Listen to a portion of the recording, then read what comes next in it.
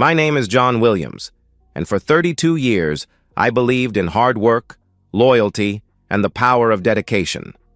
I'm a foreman at Peterson Construction, been there for 8 years now, working my way up from carrying tools to managing crews. My hands are permanently stained with grease and calloused from steel and concrete, but I've never been ashamed of honest work. Every blister earned helped build the life I thought I wanted.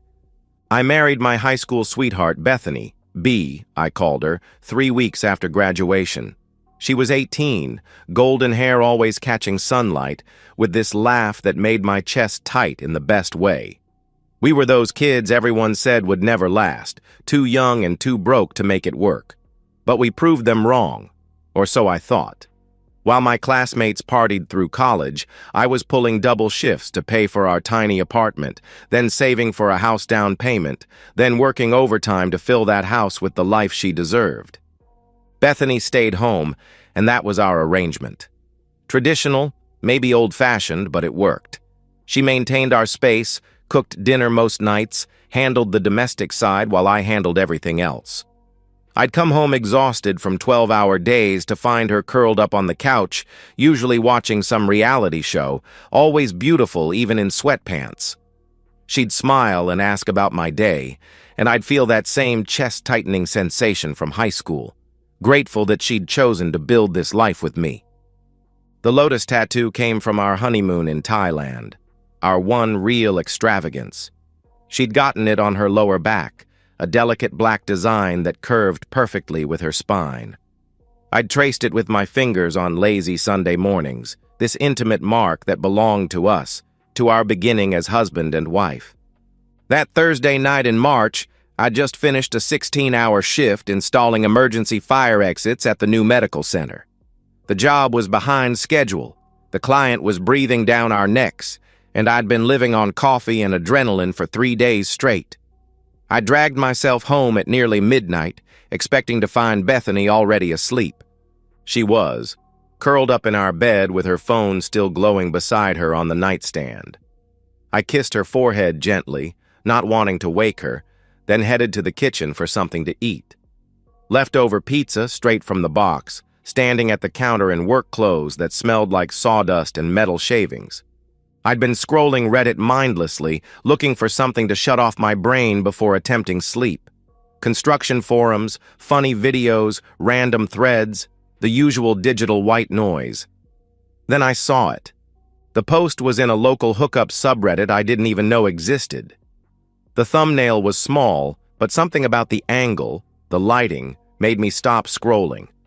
I clicked before my conscious mind caught up. Our bedroom. The cream-colored walls I'd painted myself, the vintage mirror she'd found at an estate sale, the reading lamp we'd bought together at Target. And there was Bethany, naked from behind, that lotus tattoo unmistakable, posting to a forum asking for discreet encounters while my husband works late. My phone fell from my hands, clattering against the kitchen counter. I stared at the black screen for what felt like hours, but was probably only seconds. Then I picked it up with shaking hands and looked again, hoping I'd imagined it, hoping it was someone else's bedroom, someone else's wife, someone else's entire world turning to ash. But there was the lotus, there was our bed, there was the woman I'd worked myself half to death to provide for, advertising herself to strangers on the internet. The post was 3 hours old. 3 hours. While I'd been installing safety equipment to keep people alive, she'd been in our bed, in our home, soliciting men online. The timestamp showed she'd posted it at 9:47 p.m., right around the time she'd texted me asking when I'd be home, telling me not to wake her because she was exhausted from cleaning all day. I read the post again, memorizing every word. She'd described herself as a lonely housewife whose husband was always working. She wanted someone young and energetic who could show her what she's been missing. The whole thing was written in a breathy, seductive tone I'd never heard from her in our entire marriage. The comments were worse.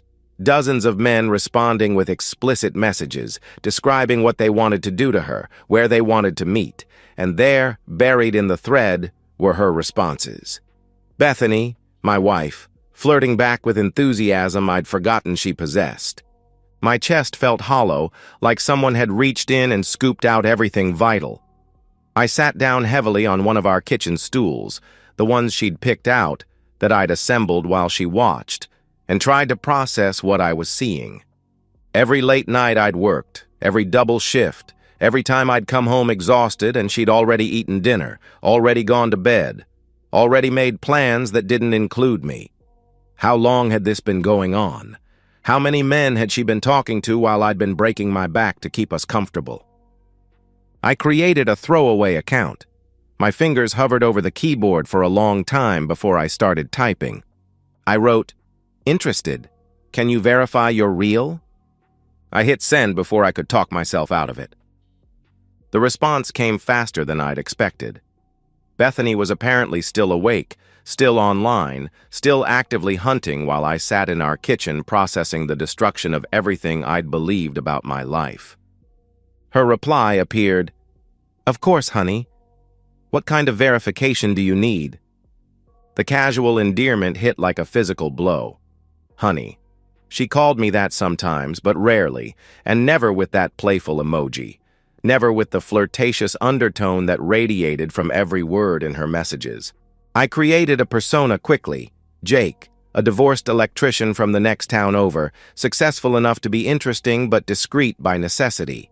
Someone stable, someone who wouldn't complicate her life, someone exactly like the responses she'd been favorably replying to in her thread. I typed back, "Just want to make sure you're not a bot or some guy catfishing.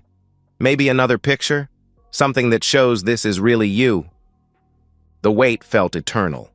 3 dots appeared and disappeared several times. She was typing, then deleting, then typing again. Finally, another photo appeared. This one was different, more intimate. She was lying on our bed, our sheets, wearing the black lingerie I'd bought her for Valentine's Day. The lingerie she'd smiled at politely, kissed me on the cheek for, then apparently never worn. For me. But she'd worn it for Jake.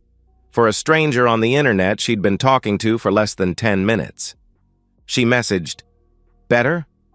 I don't usually do this, but something about your profile seems different. More mature." More mature. I almost laughed, except nothing about this situation was funny. I was her husband, the man who'd been mature enough to work himself into the ground to give her everything she'd ever asked for. But mature wasn't exciting, apparently. Mature was something that happened to other people while she looked for adventure online. We talked for hours that night. I stayed in the kitchen, listening to her breathe softly through the bedroom door, while she told Jake about her marriage, her loneliness, her desire for something more passionate than what she had at home. She wrote, "My husband is a good man, but he works so much. And when he's home, he's just tired. We barely connect anymore. I feel invisible." Invisible. I read the word 3 times, trying to process it. I'd been working 16-hour days to keep her comfortable, to pay for the house she'd wanted, the car she'd picked out, the lifestyle she'd grown accustomed to. I'd been doing everything I thought a good husband should do, and she felt invisible. I asked, "What are you looking for?"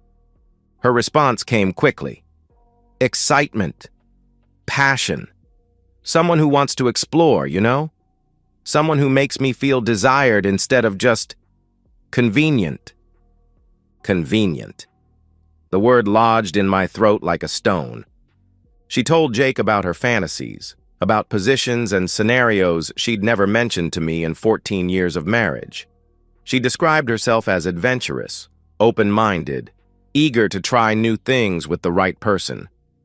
This was a woman I didn't recognize, speaking a language she'd never used with me. I finally asked, "When could we meet?" My heart was pounding so hard I was sure she'd hear it through the walls. She replied, "My husband works most Saturdays. Next weekend, maybe? Somewhere discreet, obviously. I've never done anything like this before." She was lying. The ease with which she navigated the conversation, the practiced way she deflected personal questions while maintaining intimacy, the casual mention of discretion. This wasn't her first time. Maybe not her first affair. I suggested a restaurant across town, near where her sister lived. Neutral territory, I explained, somewhere neither of us would run into people we knew. She agreed immediately, even seemed excited by the location choice. She promised, "I'll wear something special, something that shows I'm serious about this." I looked at the kitchen clock. 2:47 a.m. I'd been awake for nearly 24 hours, most of it spent watching my wife enthusiastically plan to cheat on me with a man who didn't exist. In the bedroom, she'd finally gone quiet, probably fallen asleep with her phone in her hand, dreaming about her upcoming adventure.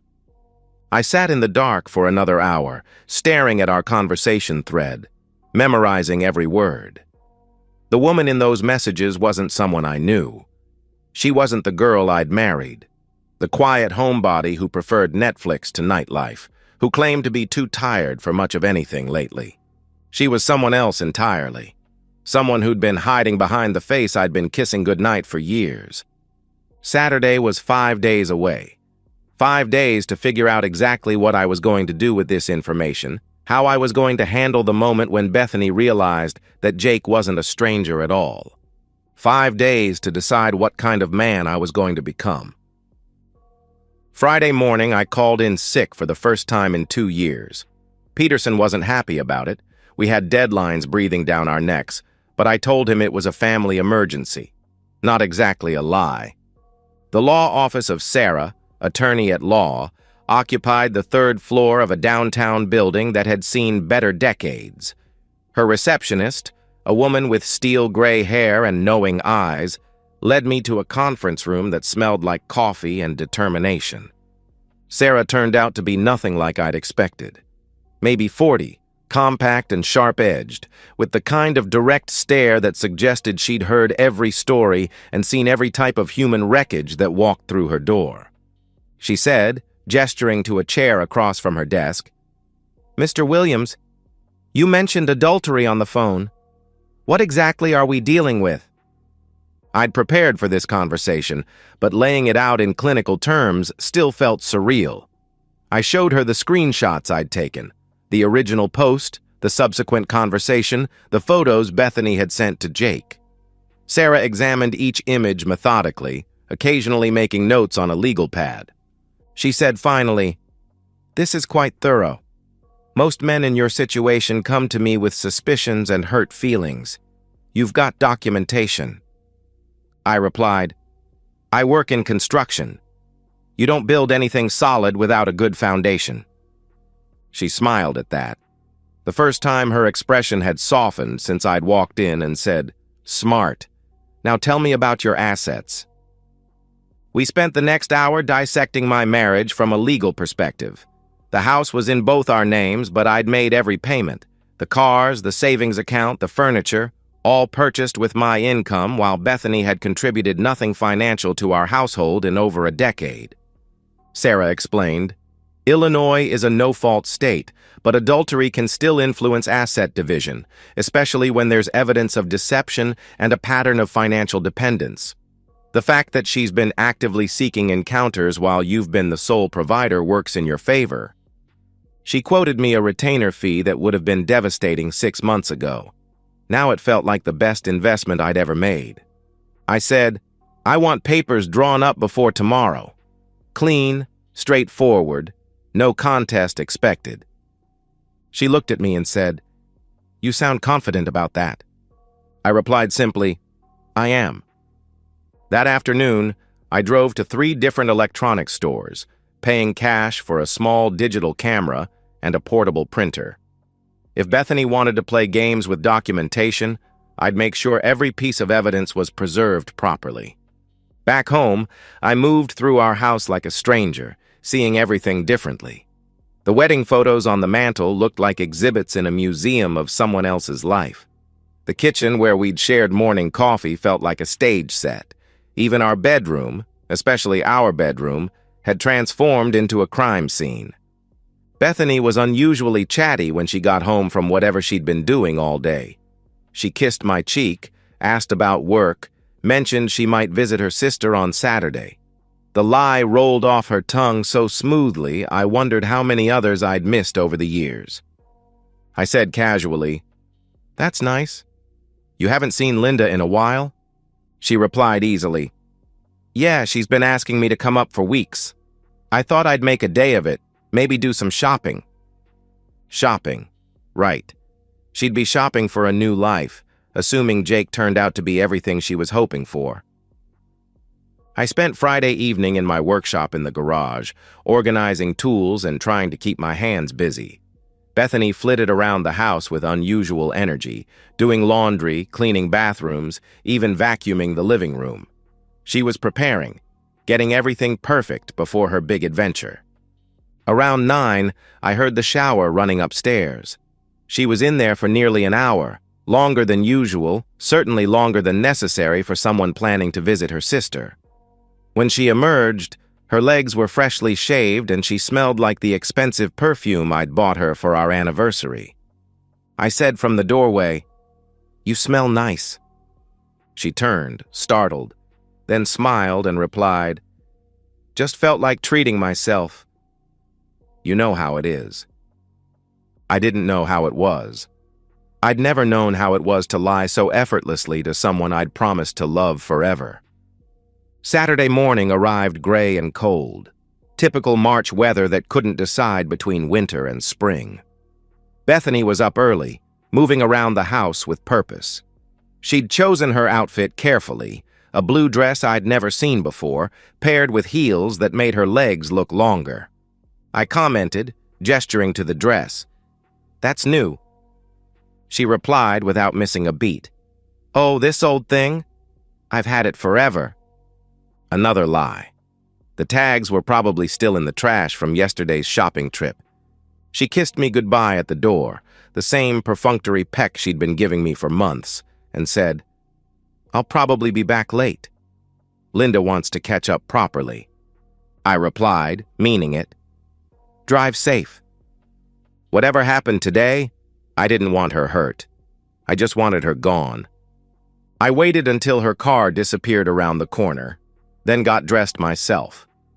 Dark jeans, a button-down shirt she'd bought me for Christmas, boots that could handle whatever this day might throw at me. I looked like someone who'd already moved on, someone who wasn't devastated by betrayal but merely inconvenienced by necessary business. The restaurant was 45 minutes away in a strip mall near Linda's neighborhood. I'd chosen it specifically, close enough to make Bethany's lie even more obvious, public enough that she couldn't cause a scene, familiar enough that I'd be comfortable when comfortable was the last thing she'd be feeling. I arrived early, requested a table with a clear view of the entrance, and ordered coffee I didn't want while I waited for my wife to walk in expecting to meet her lover. The divorce papers were folded neatly in my jacket pocket, along with printed copies of every screenshot, every message, every piece of evidence that would make denial impossible. In 15 minutes, Bethany would discover that Jake wasn't real, that her husband wasn't stupid, that actions, even secret ones, especially secret ones, had consequences. In 15 minutes, both our lives would change forever. She walked in at exactly 2 p.m., and for a moment, I forgot to breathe.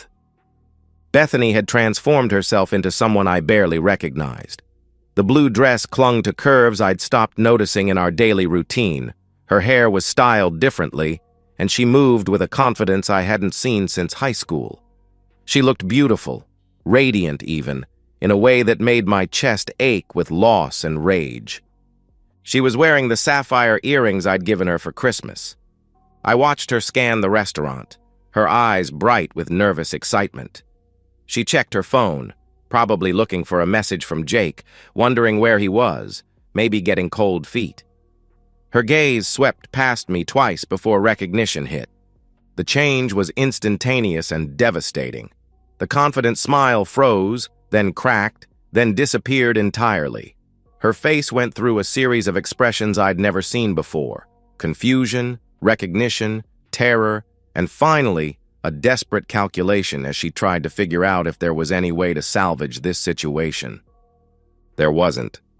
I stood up slowly, made eye contact, and gestured to the empty chair across from me. I said quietly, "Hello, Bethany." She stood frozen in the entrance for what felt like an eternity. Other diners were starting to notice. A woman in a blue dress having some kind of breakdown near the hostess station. Finally, survival instinct kicked in and she walked over, each step looking like it took enormous effort.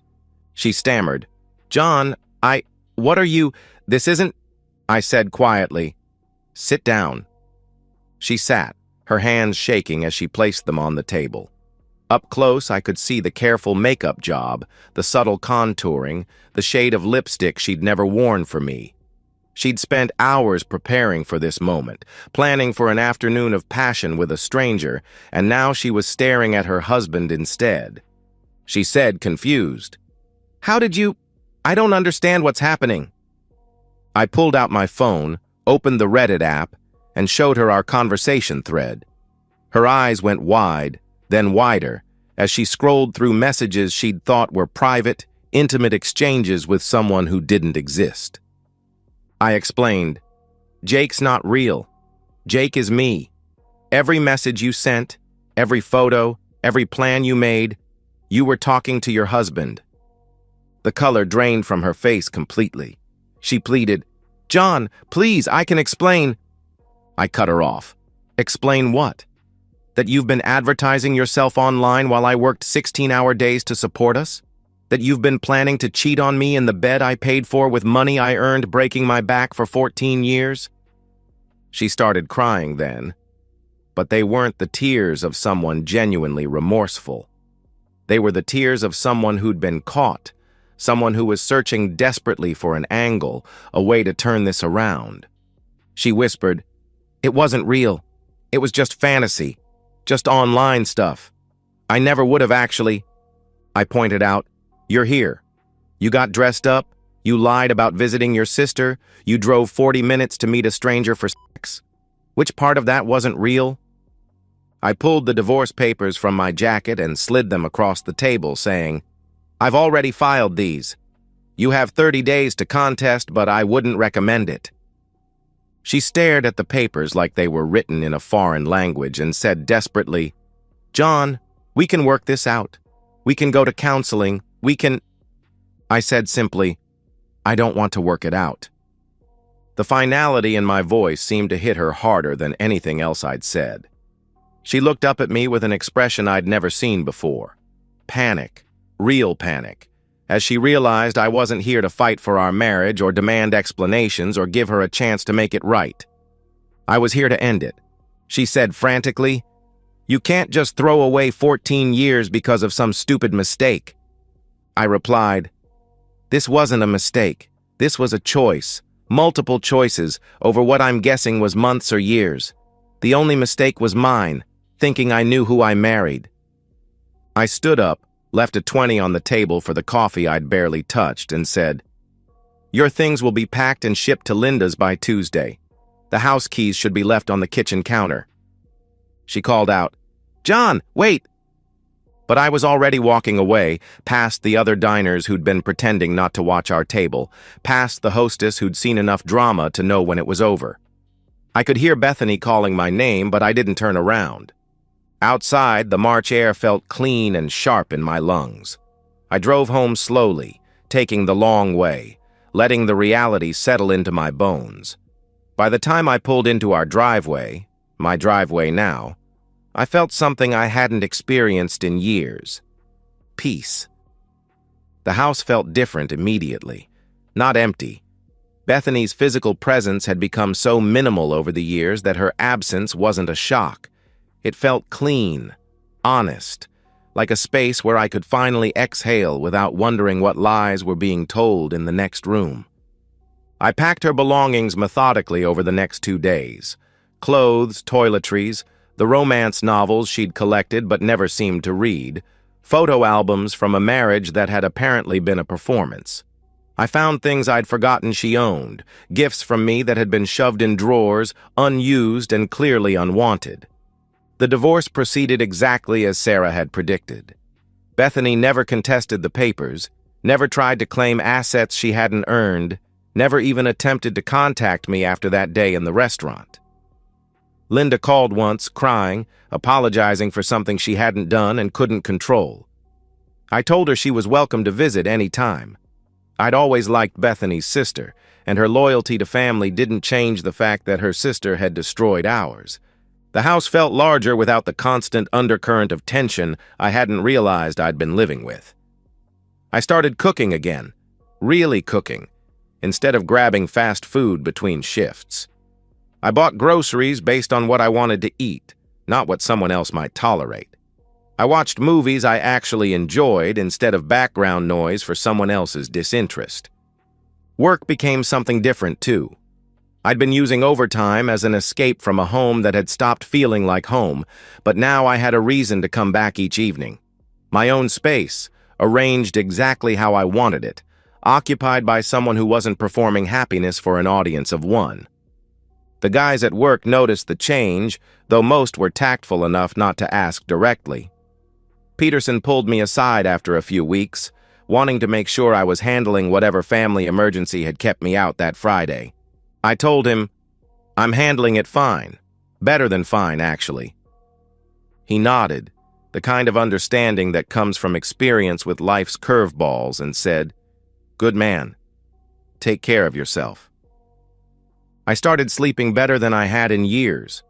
No more lying awake wondering why Bethany seemed so distant, why conversations felt forced, why intimacy had become a scheduled obligation rather than genuine connection. No more subconscious stress from living with someone who was fundamentally dishonest about who she was and what she wanted. 3 months after the divorce was finalized, I got a text from a number I didn't recognize. It was Bethany, using a new phone, asking if we could talk. I read the message twice, then deleted it without responding. There was nothing left to say. Some evenings I sit on the porch I built with my own hands, drinking beer I bought with money I earned, in a house that's finally, completely mine. I think about those 14 years sometimes, but not with regret. They taught me something valuable about the difference between being wanted and being needed, between love and convenience, between building a life and simply maintaining one. I'd worked myself half to death trying to provide for someone who saw my dedication as a weakness to exploit rather than a strength to appreciate. Now I work for myself, live for myself, make decisions based on what will make me genuinely happy rather than what might earn me gratitude I'll never receive. The betrayal hurt, but the liberation that followed hurt more. The painful realization of how much of myself I'd lost trying to make someone else happy. How much life I'd missed while focused on earning love that was never really there. I don't hate Bethany anymore. Hatred requires energy and emotional investment I'm not willing to spare. She made her choices, revealed who she really was, and gave me the gift of clarity. For that, in a strange way, I'm grateful. These days, when people ask if I'm dating, I tell them I'm not in any hurry. I'm learning to enjoy my own company again, to build a life that's authentically mine, rather than a compromise between what I want and what someone else might accept. Someday, maybe I'll meet someone who appreciates dedication rather than resenting it, who sees partnership as addition rather than subtraction, someone who chooses honesty even when lies would be easier. But if I don't, that's fine too. I've learned the difference between being alone and being lonely, and I'm no longer afraid of either. The house is quiet these days, but it's a peaceful quiet. The quiet of someone who finally knows exactly who he is and exactly what he's worth. And so, we've reached the end of today's story. Was it what you expected, or did it take a twist you didn't see coming? I'm curious to hear your thoughts. Share them in the comments below, and let's get a conversation going. If this story kept you hooked, make sure to hit that like button. And if you're new here or just haven't subscribed yet, now's the perfect time to join our community. I bring you fresh, captivating stories every day, So click that subscribe button and turn on notifications so you never miss out. Thanks for watching, and I'll see you in the next one.